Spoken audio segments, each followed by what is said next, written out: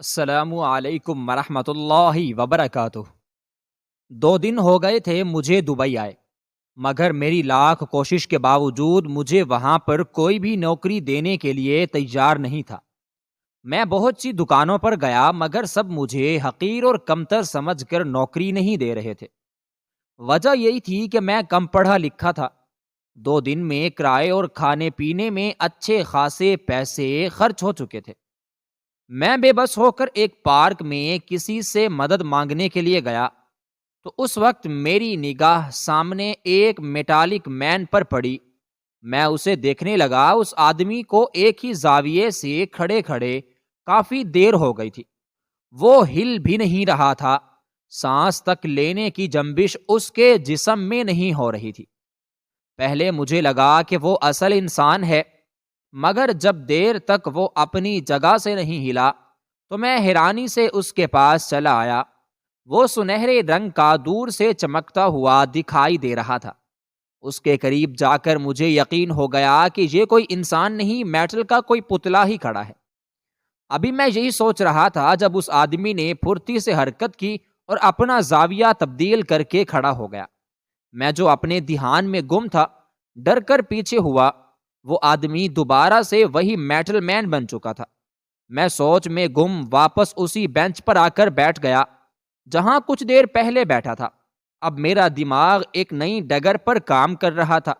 مجھے یہاں نوکری ملنا مشکل تھی اور مل بھی جاتی تو مجھے عربی نہیں آتی تھی۔ غرض میں نے ہر پہلو پر غور کیا تو نوکری میرے لیے تھی ہی نہیں۔ اگر نوکری ہی کرنا ہوتی تو میں پاکستان میں بھی کر سکتا تھا، مگر مجھے تھوڑا منفرد کام اچھا لگتا تھا اور ایسا ہی کچھ الٹا سیدھا میں کرنا چاہتا تھا۔ تبھی دبئی آ گیا۔ حالانکہ گھر میں کھانے کے لیے چاول کا ایک دانہ بھی نہ تھا، مگر مجھے اپنی زندگی بدلنی تھی۔ اب میں وہاں بیٹھا نوکری کو پسے پشت ڈال کر سوچنے لگا کہ ایسا کون سا کام ہے جو میں کروں اور اس میں محنت بھی نہ لگے۔ اگر اس آدمی کی طرح یہ پتلا بن کر کھڑا رہنے والا کام کروں تو نہیں کر سکتا۔ میں تو بیٹھے بیٹھے تھک جاتا ہوں۔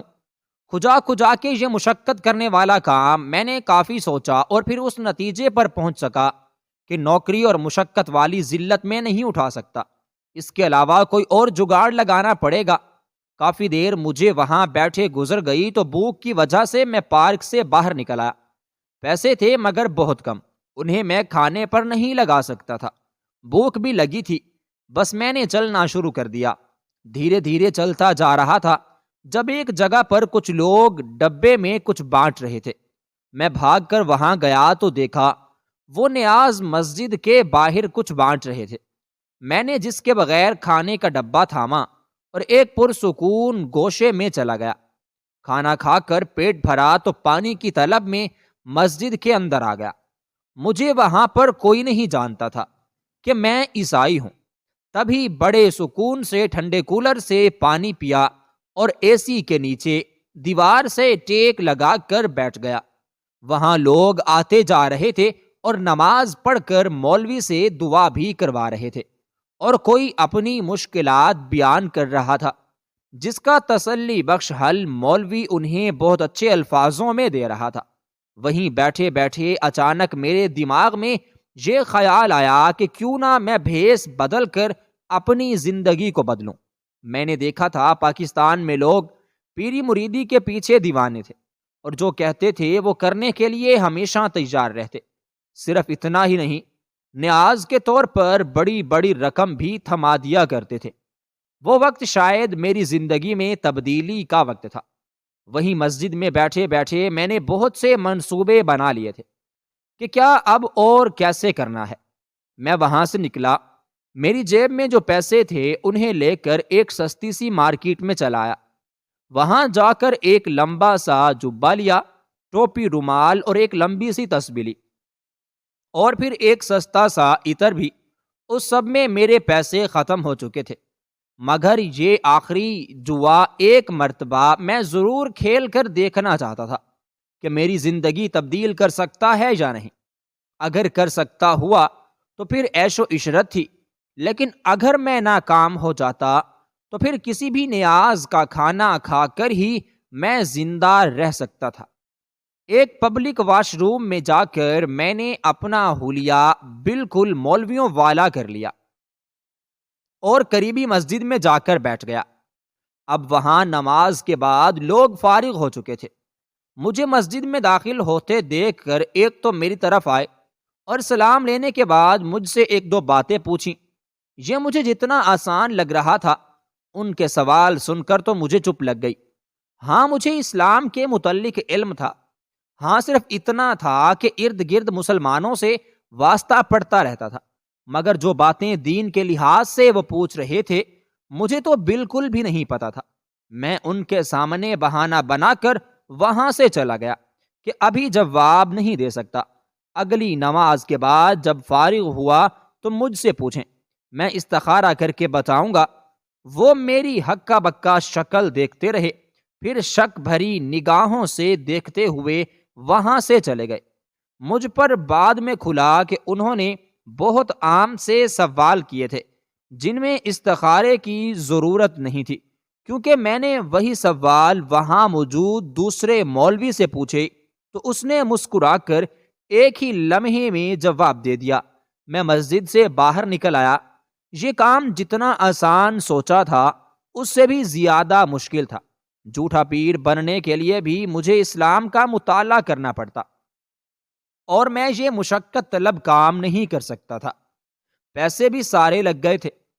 میں جوا ہارنے والا تھا جب قریب مجھے ایک ویل چیئر پر جاتی ہوئی لڑکی دکھائی دی۔ اسے دیکھ کر میری آنکھیں ایک دم سے چمکیں۔ یعنی ہر انسان میں کوئی نہ کوئی نقص ہوتا ہے، تو مجھ میں بھی نقص تو ہو سکتا ہے۔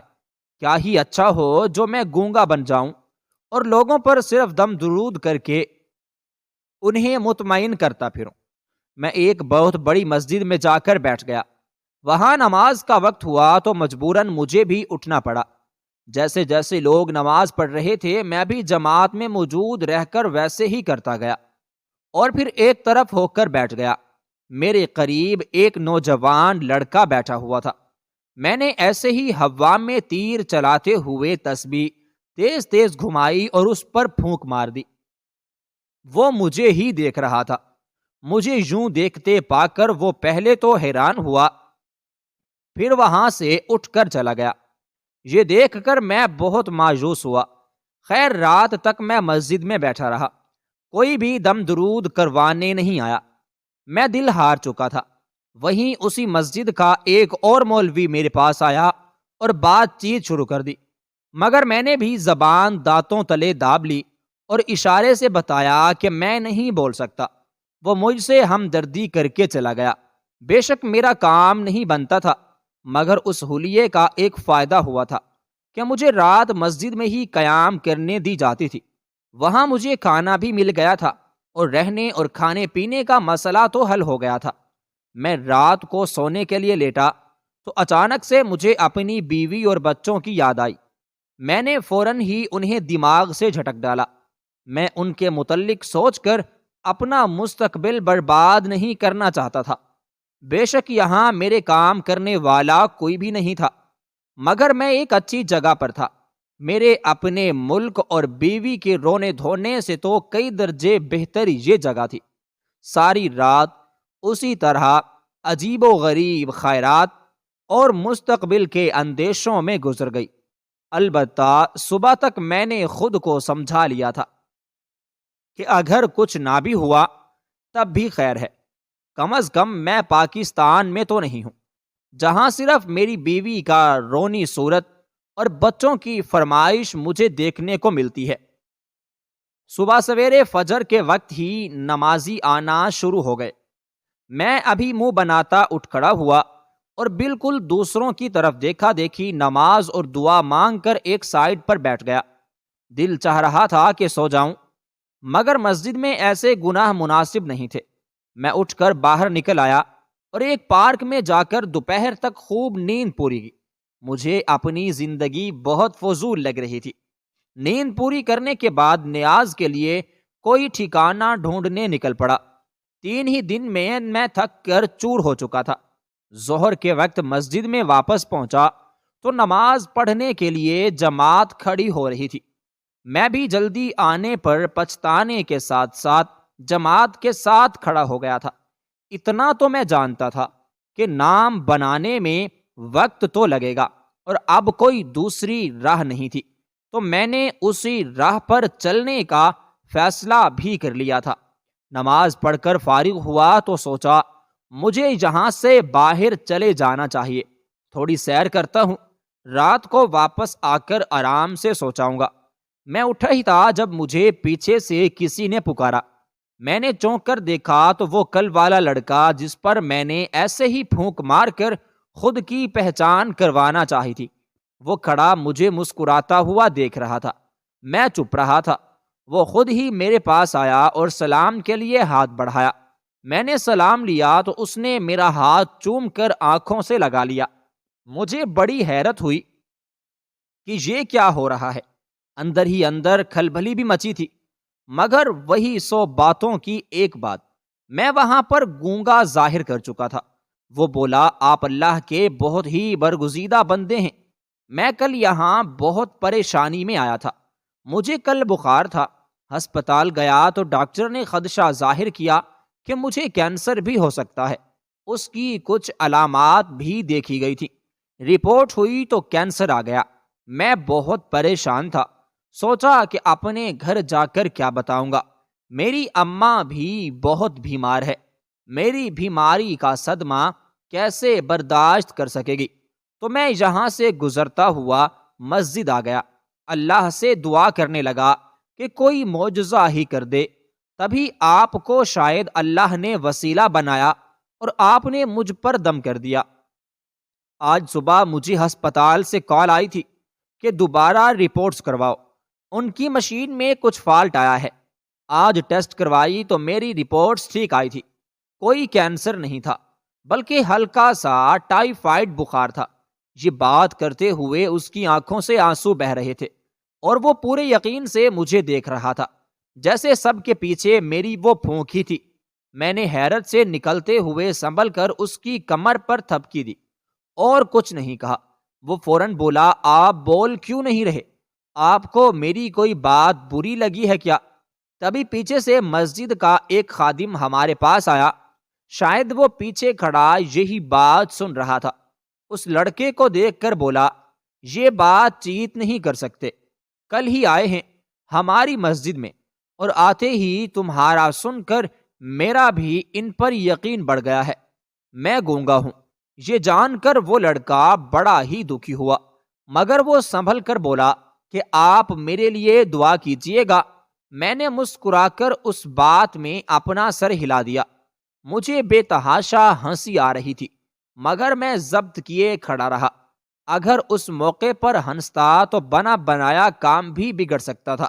میں اپنے جاننے والوں کو آپ کے متعلق ضرور بتاؤں گا، پتہ نہیں کس کے لیے آسانی ہو جائے۔ یہ سن کر میں بہت خوش ہو گیا کہ چلو ایسے ہی کام چلے گا۔ اس لڑکے نے جانے سے پہلے مجھ سے مصافحے کے لیے ہاتھ آگے بڑھایا۔ میں نے جو ہی اس کا ہاتھ تھاما تو مجھے اپنی ہتھیلی پر پیسے محسوس ہوئے۔ میں نے اس لڑکے کو دیکھا تو وہ اشارے سے منت کرنے والے انداز میں بولا، رکھ لیں، منع نہ کیجیے گا، بہت دل سے دے رہا ہوں۔ خوش تو میں بھی بڑا تھا، مگر روب بھی تو ڈالنا تھا۔ ایسے ہی کرتے تھے پاکستان میں بھی بابے، ایک دو دفعہ منع کرتے، پھر مرید اور زیادہ اصرار کر کے انہیں پیسے دے جاتے تھے۔ اب بھی یہی ہوا، جتنا میں منع کرتا جا رہا تھا اس کا اصرار بڑھتا چلا جا رہا تھا۔ بالآخر ہار مانتے ہوئے میں نے پیسے جیب میں ڈال لیے تو اس لڑکی کی خوشی دیدنی تھی۔ خیر وہ چلا گیا تو میں بھی چپکے سے واش روم کے بہانے آ گیا۔ واش روم جا کر جیسے ہی نوٹ گنتا جا رہا تھا، میری آنکھیں چمک رہی تھیں۔ وہ چند 100 ریال تھے، مگر میرے لیے بہت زیادہ تھے۔ وہ لڑکا دکھنے میں بھی امیر لگتا تھا، تبھی تو اس کو شکار بنانے کا میں سوچ رہا تھا، مگر وہ اتنی آسانی سے میرے جال میں آ جائے گا اس بات کا مجھے اندازہ نہیں تھا۔ وہ پیسے اگر میں پورا مہینہ بھی نہ کماتا تو میرے لیے کافی تھے۔ میں مسجد سے باہر نکل آیا اور ایک اچھے سے ہوٹل پر جا کر صحیح تگڑی دعوت اڑائی۔ اس کے بعد سگریٹ پی، یہ سب میں نے اپنا حلیہ بدل کر کیا۔ واپسی پر ایک دکان سے 2-4 جبے اور عمامے بھی خرید لیے۔ اب بھی کوئی پریشانی نہیں تھی، بلکہ یقین ہو چکا تھا کہ کوئی نہ کوئی شکار ہاتھ لگ ہی جائے گا۔ 2-3 دن تک وہاں کوئی بھی نہیں آیا۔ میں پورا دن مسجد میں رہتا کہ اب کوئی آیا تب کوئی آیا، مگر وہاں کوئی نہیں آیا۔ ایک روز مسجد سے باہر آیا تو دیکھا مسجد کے باہر وہی لڑکا کھڑا تھا۔ گارڈ اسے اندر نہیں جانے دے رہا تھا۔ مجھے دیکھ کر وہ بھاگتا ہوا میرے پاس آیا اور بولا، پیر صاحب اچھا ہوا آپ یہاں مل گئے، ورنہ یہ لوگ ہمیں اندر نہیں آنے دے رہے تھے۔ گارڈ حیرت سے کبھی مجھے دیکھتا تھا کبھی اس لڑکے کو۔ میں نے بمشکل خود کو بولنے سے باز رکھا اور ہاتھ کے اشارے سے پوچھا کیا ہوا؟ وہ جلدی سے بولا، میں نے گارڈ کو کہا تھا کہ مجھے پیر صاحب سے ملنا ہے، مگر انہوں نے منع کر دیا کہ اس مسجد میں کوئی فقیر پیر نہیں ہے۔ میں نے نفی میں سر ہلایا اور اشارے سے کہا کہ میں تو صرف اللہ کا بندہ ہوں۔ البتہ گارڈ اب بھی مجھے بڑے مشکوک انداز میں دیکھ رہا تھا۔ میں اس لڑکے کے ساتھ لیے قریبی پارک میں گیا۔ وہاں جاتے ہی وہ جلدی سے بولا، مجھے اپنی ماں کے لیے دعا کروانی ہے، وہ بہت بیمار ہے، آج ان کا آپریشن ہے۔ میں نے یوں ہی ہاتھ اٹھا کر ظاہر کر دیا کہ دعا کر رہا ہوں۔ تھوڑی دیر کے بعد وہ مجھے بہت سارے ریال پھر سے دے کر چلا گیا۔ جاتے جاتے اس نے اتنا ضرور کہا تھا کہ میں جلد ہی دوبارہ واپس آؤں گا، یہ لوگ مسجد میں یہ سب نہیں کرنے دیں گے۔ پتہ نہیں کتنے لوگوں کو آپ کی دعا کی ضرورت ہے۔ آپ کو اس جگہ دیکھ لیں تو میں انتظام کر لیتا ہوں، ایسے میرا بھی اس نیکی میں حصہ ڈل جائے گا۔ یہ سن کر میری آنکھیں چمک اٹھیں۔ مسجد میں رہنا میرے لیے بہت مشکل تھا۔ اپنی جگہ ہوتی تو پیری فقیری کا کام میرا بہت اچھا چل سکتا تھا۔ میں نے مسکراتے ہوئے اسبات میں اپنا سر ہلا دیا اور اس کے جاتے ہی حلیہ بدل کر ہوٹل میں اچھا کھانا کھانے چلا گیا۔ زندگی ایک دم سے یوں بدل جائے گی میں نے سوچا بھی نہیں تھا۔ اگلے ہی دن وہ لڑکا مجھ سے ملنے آیا اور اپنے ساتھ زبردستی لے گیا۔ اس کے پاس ایک چھوٹا سا فلیٹ تھا، اس نے وہ فلیٹ مجھے دے دیا اور کہا کہ یہاں بیٹھ کر میں لوگوں کی مدد کروں، پتہ نہیں کتنے لوگوں کو میری دعا کی ضرورت ہوگی، میں کہیں اور شفٹ ہو جاؤں گا۔ میں بہت حیران تھا کہ لڑکے کا عقیدہ اس قدر مضبوط ہو گیا ہے، وہ اپنا فلیٹ بغیر جان پہچان کے ہی میرے حوالے کرنے کو تیار بیٹھا ہے۔ میں چپ کر گیا، آخر بول بھی تو نہیں سکتا تھا۔ البتہ مجھے لوگوں کا تھا کہ وہ یہاں تک کیسے آئیں گے، مگر اس لڑکے نے میرا یہ مسئلہ بھی حل کر دیا تھا۔ پتہ نہیں کہاں سے لوگ خود ہی چل کر فلیٹ پر آنے لگے۔ یہ انتظام بھی اسی لڑکے نے کر دیا تھا۔ وہ کافی امیر تھا، تبھی اس کے تعلقات بھی زیادہ تھے۔ میں بھی بس بیٹھا بیٹھا تسبیح گھما کر پھونک مار دیتا، لوگ بڑی خوشی خوشی میری جھولی میں ہزاروں ریال ڈال کر چلے جاتے۔ خدا کی کرنی ایسی ہوئی کہ ان کو صحت بھی مل جاتی، یا وہ کام جس کی خاطر وہ یہاں پر آئے ہوتے وہ کام بھی بڑے آرام سے ہو جاتا۔ میری زندگی بھی مکمل طور پر بدل گئی تھی۔ سارا دن میں لوگوں پر دم درود کرتا اور رات کو باہر نکل جاتا، نائٹ کلب، اس کے علاوہ جہاں دل چاہتا خوب مستی کرتا۔ مجھے اپنے گھر والوں کی بالکل فکر نہ تھی، ورنہ جس جگہ سے میں آیا تھا اس کا خواب بھی آتا تو میرے رونگٹے کھڑے ہو جاتے۔ میرے والدین نے بھاگ کر شادی کی تھی، نہ بھی بھاگتے، ان کے پاس کچھ نہیں تھا۔ میرے ابا بھیک مانگتے تھے اور اماں بھی جھگیوں میں ہی پلی بڑی تھی۔ ماں کی طرف روایت تھی کہ لڑکیوں کو باہر نہیں بیاہتے، جھگیوں والوں میں ہی ان کا بیاہ ہوتا ہے، بس پھر وہ گھر جا کر مانگا کرتی تھی۔ اماں کی شادی کا وقت آیا تو اس وقت اس کی عمر کو ہی 13-14 برس تھی۔ شادی کے لیے سارے خاندان میں اس کے جوڑ کا کوئی نہیں تھا۔ جھگی والوں کا یہ بھی بہت بڑا مسئلہ ہوتا ہے، جب لڑکی یا لڑکے کے جوڑ کا ساتھی نہ ملے تو وہ بوڑھے مرد سے بھی کسی بھی بچی کی شادی کروانے میں دیر نہیں کرتے۔ اماں کا کوئی جوڑ نہیں تھا تو ان کی درمیانی عمر کے مرد سے ان کی شادی طے کر دی، جس کی پہلے سے 3 شادیاں ہو چکی تھی، اور چوتھی میری ماں کے ساتھ اس کی شادی طے پائی تھی۔ جو بھی تھا، میری ماں ذرا رنگین مزاج کی تھی، وہ شادی نہیں کرنا چاہتی تھی۔ اسے ابا پسند آ گیا تھا، وہی ایسے ایک ہی سگنل پر ملا تھا۔ دونوں کی نگاہوں نے پہلے تصادم کیا، اس کے بعد پھر ان دونوں نے ملنا شروع کر دیا۔ جس روز اماں کا نکاح تھا، اس دن یہ چپکے سے ابا کے ساتھ بھاگ گئی۔ پوری جگی میں کوہرام مچ چکا تھا، مگر کوئی بھی اماں کو ڈھونڈ نہ سکا۔ وہ تو ابا کے ساتھ دوسرے شہر بھی پہنچ گئی تھی۔ ابا بھی اپنا خاندان چھوڑ چکا تھا، ادھر جا کر بھی انہوں نے مانگنا چاہا، مگر اماں نے گھر گھر کام کرنا شروع کر دیا۔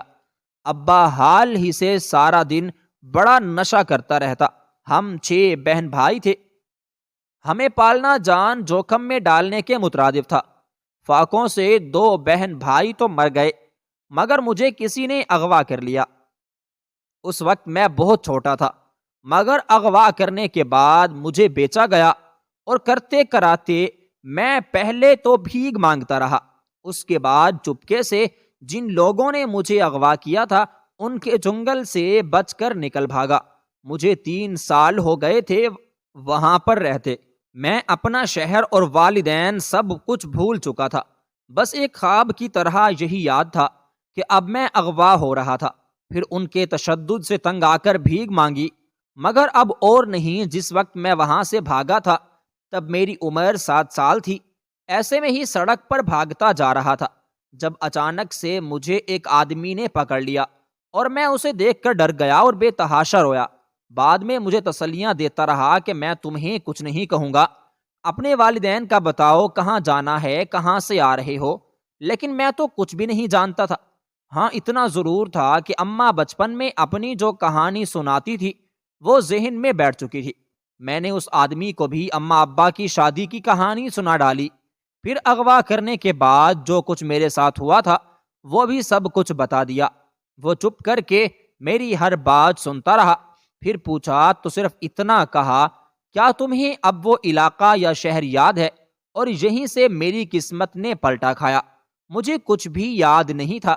وہ آدمی نرمی سے بولا، میں تمہیں اپنا بیٹا بنا کر رکھوں تو تم میرے ساتھ رہنا پسند کرو گے؟ میں نے نفی میں سر ہلا دیا اور پچکارتے ہوئے بولا، میں تم سے بہت پیار کروں گا، میں تمہاری ہر خواہش کو پورا کروں گا۔ میری کوئی اولاد نہیں ہے، تم میرے بیٹے بن جاؤ، لاڈ اٹھاؤں گا تمہارے۔ میں بچہ تھا، اس وقت کچھ سمجھ نہیں تھی، بس جو پیار سے بلاتا وہی بات کرتا، وہی اپنا ہمدرد نظر آتا۔ اس وقت اس آدمی سے بڑھ کر مجھے پوری دنیا میں کوئی اچھا نہیں لگ رہا تھا۔ اس نے مجھے ساتھ لیا اور ایک کھلونے والی دکان سے ڈھیر سارے کھلونے دلوائے، پھر کھانے پینے کا سامان لے کر دیا، کپڑے جوتے لے کر دیے۔ مجھے اچھے سے یاد ہے جب میں اس آدمی کو لے کر اس کے گھر گیا تو دروازے کے اندر ایک شیشہ لگا تھا، جس میں نے اپنی خوشی سے بے تحاشا چمکتی ہوئی آنکھیں دیکھی تھیں۔ میں بہت خوش تھا۔ زندگی اچانک ہی بدنما سے خوشنما ہو چکی تھی۔ میں نے کبھی آرام دہ زندگی نہیں گزاری تھی، مگر دعوے سے کہہ سکتا ہوں کہ میرا بچپن ہی وہ یاد ہے مجھے جس نے ہمیشہ مجھے امید دلائی رکھی تھی کہ زندگی میں اچھے دن بھی ہوتے ہیں۔ جیسے جیسے میں بڑا ہوتا گیا، مجھ پر ادراک ہوا کہ میں ایک عیسائی گھرانے میں ہوں۔ خیر، دین یا مذہب میرے لیے کبھی اہم نہیں رہا تھا۔ ان لوگوں کی کوئی اولاد نہیں تھی۔ وہ عورت جس نے مجھے ماں بن کر پالا، وہ بانجھ تھی۔ تو میں نے خوب عیش و عشرت کی زندگی دیکھی۔ آمدنی ان کی مناسب تھی، مگر میرے جتنے نخرے اٹھا سکتے تھے اٹھائے۔ میں بڑا ہوتا گیا اور ساتھ ہی کسی کام کاج کی طرف توجہ نہیں دی۔ ابا کی سبزی کی دکان تھی، وہاں پر مجھے بٹھانے کی بہت کوشش کی، مگر میں ہمیشہ سے کام میں ڈنڈی مار جاتا تھا۔ جب تھوڑے بہت پیسے جیب میں آ جاتے تو دکان سے اٹھ جاتا۔ انہوں نے بہت سمجھایا، مگر میں سمجھنے والا نہیں تھا۔ تنگ آ کر انہوں نے میری شادی کر دی۔ لڑکی بھی ان کے خاندان کی تھی۔ میری شادی ہوئی تو اس کے بعد تو مجھے گویا چھوٹ مل گئی۔ شادی کے شروع دنوں میں تھوڑی بہت دکان پر کمائی کرتا، اس کے بعد آہستہ آہستہ دکان پر بیٹھا میرا کم ہوتا گیا، گھر میں اخراجات بھی بڑھنے لگے۔ میں سارا دن گھر سے باہر لور پھرتا، جب تک ابا میں ہمت تھی وہ کسی نہ کسی طرح گھر کا نظام چلاتے رہے اور میں بے فکری کی زندگی جیتا رہا۔ اس دوران میرے 2 بچے ہوئے اور دونوں ہی فوت ہو گئے۔ میری بیوی کے لیے یہ بہت بڑا صدمہ تھا، جسے برداشت کرنے میں اسے کافی وقت لگا، مگر میں بالکل نارمل رہا۔ مجھے جیسے کوئی فرق ہی نہیں پڑا تھا۔ میں بے حس ہو چکا تھا، یا شاید خود غرض تھا، اس بات کا ادراک میں نہیں کر سکا۔ ابا کی بھی وفات ہو گئی تو گھر میں جو تھوڑے بہت گزارے لائق خوشحالی تھی وہ ایک دم سے دم توڑ گئی۔ اب بیوی نے مطالبے شروع کر دیے کہ گھر کے اخراجات پورے کرو۔ میں تو بکھلا کر رہ گیا، کہاں سے کرتا؟ خیر ابھی ابا کی وفات میں زیادہ وقت نہیں ہوا تھا تو سبزی کی دکان پر ہی بیٹھنے لگا۔ اس طرح سے 3-4 سال روتے پیٹتے گزر گئے۔ میرے 2 بچے مزید ہو گئے، ایک بیٹا اور ایک بیٹی۔ میں جانتا ہوں 4 سالوں میں کس قدر محنت کی تھی میں نے، حالانکہ یہ محنت اور کمائیاں کرنا میری عادت نہیں تھی۔ میں تو نوابوں کی طرح عیش کرنے کے لیے پیدا ہوا تھا۔ جب بیوی کے ہاتھ پر کمائی رکھتا تو مجھے لگتا کہ میں نے اپنے سارے فرض پورے کر دیے ہیں، میری ذمہ داریاں ختم ہو گئی ہیں۔ مگر میں غلط تھا، کیونکہ اگلے ہی روز میری بیوی اخراجات کی ایک نئی لسٹ مجھے تھما دیتی ہے اور پھر کمانے کے لیے نکل کھڑا ہوتا۔ میں روز کی ذمہ داریوں اور فرض کی ادائیگی سے تنگ آ چکا تھا۔ مجھے اس گھر میں اور اس جگہ سے دور جانا تھا جہاں پر نہ بیوی بچوں کی فکریں ہوتی اور نہ ہی بیوی کی چک۔ میں نے جوا کھیلنا شروع کر دیا۔ جوئے کے ساتھ ہی نشہ بھی شروع ہو گیا۔ اب زیادہ تر گھر سے باہر رہتا۔ میری بیوی کا جب مجھ پر بس نہیں چلا تھا، اس نے لوگوں کے گھروں میں کام کرنا شروع کر دیا۔ میں بھی خوش تھا کہ چلو آرام کرنے سے تو جان چھوٹی، اب کوئی اور کمانے والا آ گیا ہے۔ جب کبھی گھر جاتا تو بیوی تانے دیتی، جن سے بچنے کے لیے میں ہفتہ بھر گھر سے دور رہتا تھا۔ کبھی کبھار کوئی آدھ چکر لگا لیتا تو لگا لیتا، ورنہ میں گھر سے مکمل طور پر کٹ چکا تھا۔ دکان ویسے ہی بند پڑی تھی۔ ایک روز ایجنٹ سے میری ملاقات ہو گئی۔ اس نے بتایا کہ وہ لوگوں کو دبئی اور دوسرے ممالک میں بھیجتا ہے۔ یہ سن کر میں تو بہت ہی خوش ہوا۔ میں نے اسے فوراً کہا کہ مجھے بھی دبئی بھیج دو۔ میری طرف وہ حیرت سے دیکھتے ہوئے کہنے لگا، کیا تمہارے پاس اتنا پیسہ ہے کہ تم دبئی جا سکو؟ میں نے ناک سے مکھی اڑاتے ہوئے کہا، یار پیسے کی فکر نہیں کرنی، پیسے کا بندوبست تو کر لوں گا، بس تو مجھے کسی طرح اس ملک سے اور بیوی کے عذاب سے نکال دے۔ اسے لگا کہ میں محض باتیں کر رہا ہوں، مگر میں سوچ چکا تھا کہ اب مجھے باہر ہی جانا ہے۔ وہاں جا کر میں ان سب کو بھول جانا چاہتا تھا۔ میں ویسے زندگی گزارنا چاہتا تھا جس کی میں خواہش کرتا تھا۔ پیسے کا بندوبست کرنے کے لیے میں نے دکان بیچ دی۔ اس بات کا اپنی بیوی کو بھی نہیں پتہ چلنے دیا، بس پیسہ جا کر ایجنٹ کی ہتھیلی میں تھمایا اور اسے باہر جانے کی تیاری کرنے کا بولا۔ وہ بہت حیران تھا اور پوچھ بھی رہا تھا کہ اتنا پیسہ میرے پاس کہاں سے آیا۔ میں نے اس کی بات کو ٹال دیا اور کہا کہ تم بس مجھے دبئی بھیج دو کسی بھی طرح۔ اس نے پوچھا، وہاں خرچے کیسے پورے کرو گے؟ میں نے ناک سے مکھی اڑاتے ہوئے کہا، وہ تب کی تب دیکھی جائے گی، تم بس مجھے باہر بھیجو، وہاں جا کر میں کچھ بھی کر لوں گا، کوئی بھی نوکری کر لوں گا۔ وہ ایجنٹ میرا جاننے والا تھا، تینک کر بولا، تو وہی نوکری تم یہاں کیوں نہیں کرتے؟ یہاں پر آخر تمہیں کیا پریشانی ہے؟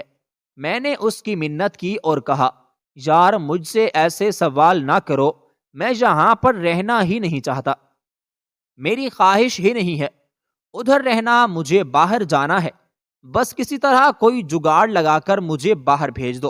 اور ایک سمجھدار انسان تھا، جان چکا تھا کہ میں ٹالنے سے نہیں ٹلوں گا، سوائے اس کے کہ جب تک مجھے کوئی ٹھوکر نہیں لگے گی۔ خیر اس نے میرے باہر جانے کا بندوبست کر دیا۔ میں گھر گیا اور جس دن جانا تھا اس دن بیوی کو صرف اتنا بتایا کہ میں باہر نوکری کرنے کے لیے جا رہا ہوں، اگر کوئی پیسے جڑ گئے تو تم لوگوں کو بھیج دوں گا، ورنہ مجھ سے کوئی امید نہ رکھنا۔ انہیں میں نے جگہ تک کا نہیں بتایا اور چلا آیا۔ اب میری زندگی مکمل طور پر بدل چکی تھی۔ میں چاہتا تو گھر میں اچھے خاصے پیسے بھیج سکتا تھا، لیکن میں ان لوگوں اور گھر والوں سے کوئی تعلق ہی نہیں رکھنا چاہتا تھا۔ ویسے بھی میرے خرچے بڑھ چکے تھے، میری عیاشیاں عروج پر تھیں۔ اگر میں ایک مرتبہ اپنے گھر والوں کو پیسے بھیج دیتا تو پھر ان کی امید بن جاتی اور بار بار انہیں پیسے بھیجنے پڑ جاتے، اور وہ جیسے تیسے اس پیسے پر گزارا کر رہے تھے۔ کافی تھا، میں نے مڑ کر ان کی کوئی خبر تک نہیں لی۔ میں نے اپنی زندگی میں آگے بڑھا اور مڑ کر انہیں دیکھنا بھی نہیں چاہتا تھا۔ ایک روز میں یوں ہی بیڈ پر فلیٹ میں بیٹھا تھا۔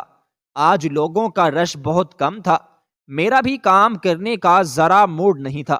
پوری رات میں ایک نائٹ کلب میں گزار کر آیا تھا اور اب شدید نیند آئی ہوئی تھی۔ وہ لڑکا تو مجھے فلیٹ تک نہ جانے کہاں گم ہو گیا تھا۔ کبھی کبھار ملنے آ جاتا تو آ جاتا، میری خود کی موج لگی ہوئی تھی۔ میں ایک گہری نیند میں تھا جب میرے ملازم نے آ کر مجھے اٹھایا اور چڑ کر اٹھا اور اسے ڈانٹ دیا کہ دیکھ نہیں رہے میں آرام کر رہا ہوں۔ اس نے آنکھیں گھماتے ہوئے کہا، سرکار اٹھ جائیے، موٹی اسامیاں آئی ہوئی ہیں، مجھے نہیں لگتا کہ آپ کو یہ موقع گنوانا چاہیے۔ میرا ملازم بھی میری تمام حرکات میں ملوث تھا۔ میں نے ایسے ہی ہدایات دی تھی کہ اگر کوئی موٹی اسامی آ جائے تو زبردستی مجھے اٹھا دینا، یا میں جہاں بھی مصروف ہوں مجھے بتا دینا، فارغ ہو جاؤں گا۔ اب بھی اس نے میرے سونے کی پرواہ نہیں کی اور آ کر مجھے اٹھا دیا۔ میں بھی فٹافٹ اپنا جبہ پہن کر خوشبو لگا کر دم درود والے کمرے میں جا بیٹھا۔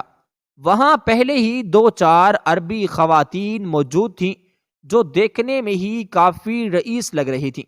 میں نے لہجے میں شرینی سموتے ہوئے اشارے سے ان کے وہاں آنے کا مقصد پوچھا تو ان میں سے ایک بولی کہ ایک چھوٹا سا لڑکا ہے جو بہت بیمار ہے، اتنا بیمار ہے کہ اس بچے کا یہاں پر آنا مشکل ہے۔ اگر آپ ہمارے ساتھ چل کر اس کے لیے کوئی دعا یا دم درود کر دیں تو آپ جتنی رقم کہیں گے دینے کے لیے تیار ہیں۔ ڈاکٹروں کا کہنا ہے کہ اس بچے کا بچنا بہت مشکل ہے، تبھی ہم تکلف کر کے آپ اتنی دور آپ کے پاس چلے آئے ہیں۔ میں تو بہت خوش ہوا کیونکہ جانتا تھا کہ ایک اچھی خاصی رقم ملنے والی ہے۔ دل ہی دل میں نے یہ بھی سوچا کہ اب کچھ پیسے میں پاکستان بھی بھیج دوں گا۔ ان خواتین نے اسی وقت ساتھ چلنے کا کہا۔ پیسوں کا سن کر میری نیند بھی اڑ چکی تھی۔ ان کے ساتھ ہی گاڑی میں بیٹھ کر چلا گیا۔ جب آگے گیا تو وہ کوئی بہت بڑا سا ادارہ لگ رہا تھا۔ خیر جو بھی ہو، یہ بات سوچ کر میں اندر چلا آیا۔ عورتوں کے ہمراہ میں کمرے میں داخل ہوا۔ وہاں ہسپتال کا بستر لگا تھا اور ایک چھوٹا سا بچہ لیٹا ہوا تھا۔ میں اس بچے کے قریب ہوا اور اس پر دم کر سکوں۔ بچے کی شکل پر جیسے ہی میری نگاہ گئی تو میں ٹھٹک کر رک گیا۔ وہ بچہ مجھے کچھ جانا پہچانا سا لگ رہا تھا۔ میں ان خواتین کو ایک نظر دیکھا تو وہ سپاٹ نگاہوں سے مجھے ہی دیکھ رہی تھی۔ میں کبھی بچے کو دیکھتا تو کبھی خواتین کو۔ پتہ نہیں کیوں اس بچے میں مجھے کشش محسوس ہو رہی تھی۔ اسی وقت پیچھے سے ایک نسوانی آواز میرے کانوں میں گونجی۔ میں چونک کر پلٹا تو تبھی آواز سنائی دی، ہاں تمہارا ہی بیٹا ہے، شاید پہچاننے میں تمہیں دشواری ہو رہی ہوگی۔ مجھے تو پہچان رہے ہو نا یا بھول گئے ہو؟ میری حالت یوں تھی کہ کاٹوں تو بدن میں لہو نہیں۔ میں چپ رہا تھا۔ مجھے لگ رہا تھا کہ یہ سب ایک خواب ہے۔ بھلا میری بیوی اور بچہ دبئی میں آئے تو کیسے آئے، وہ بھی بغیر پیسوں کے؟ نہیں یہ ممکن نہیں ہو سکتا۔ تبھی 4 عربی خواتین میں سے قدرے بڑی عمر کی عورت دبنگ لہجے میں بولی تھی، تم نے گونگے رہ کر جتنی ڈرامے بازی کرنی تھی وہ کر چکے ہو۔ ختم کرو ابھی، یہ سب ہم جانتے ہیں، تم ڈھونگی ہو اور تم نے اپنے خاندان کی کفالت کرنا بھی چھوڑ دی ہے۔ میں نے اپنی بیوی کو دیکھا اور پوچھا کہ یہ سب کیا ہے، تم یہاں پر کیا کر رہی ہو؟ وہ مسکرا کر بولی، خدا صرف تمہارا نہیں، ہم لوگوں کا بھی ہے۔ تم تو جیسے تیسے یہاں آ گئے تھے، بتایا تک نہیں، رابطہ بھی نہیں رکھا۔ جس گھر میں کام کرتی تھی وہاں باجی نے مجھے ایک ادارے کے لیے دبئی بھجوا دیا کہ یہاں پر اچھا کام مل جائے گا، اور اسی طرح میں یہاں آ گئی۔ ان سوشل ورکر خواتین نے تمہارا پتہ نکالا تو علم ہوا کہ تم بھی یہاں پر ہو۔ مجھے کچھ دن لگا کہ تمہاری کھوج کی تو یہ بھی معلوم ہو گیا کہ تم ڈھونگی بنے ہوئے ہو، کس طرح لوگوں کو لوٹ رہے ہو۔